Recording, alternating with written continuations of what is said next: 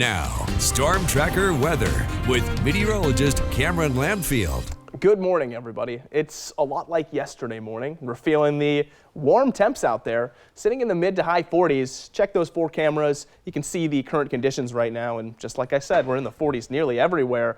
Not picking up a whole lot of fog on the cameras, but there certainly is the right conditions for fog to start developing for this morning. So don't be surprised if it ends up sort of patchy to start things off for today, but that won't last. We've got a storm system heading into the area, and then as soon as that warm front starts to touch, it's going to mix everything around, and the fog won't be sticking around if you do have it.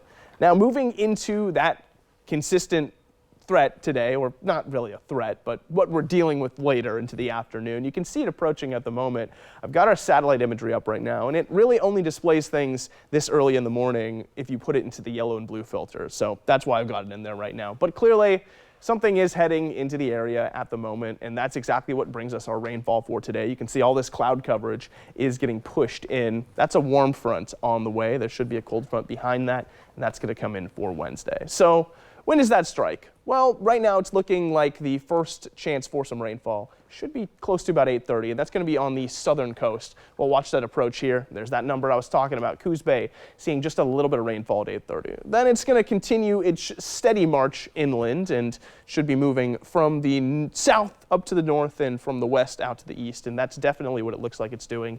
9:30, and we've got full cloud coverage over the coast and rainfall at that point as well. By 10 o'clock, Roseburg starts to see a bit, and this is where we transition into just full showers the whole rest of the day. 12:30, and watch the green take over. It completely covers the area all the way through the rest of the day too. So lots of rain chances for the day ahead here. But since this is a warm front, likely, or I'm almost completely certain at this point, the rainfall is going to be light and consistent. So that's why we see this green sticking around the whole day.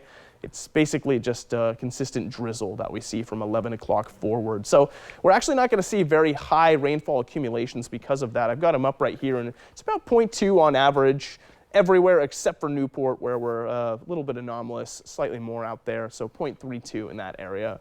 And moving into the 7-day forecast, you'll see things are going to be wet for the next several days. The highest likelihood of a dry day will be Thursday and Friday, but watch what happens with temperatures. You'll see this everywhere. 55 for today on the coast, but we're up to 60 Saturday. There's warming coming up with those 2 dry days. Same thing goes for the Umpqua Basin. Still seeing rainfall this evening into showers tomorrow, then heating into 60.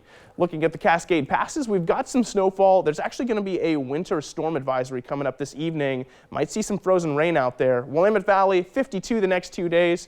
Just like everywhere else, getting to 60 by Sunday.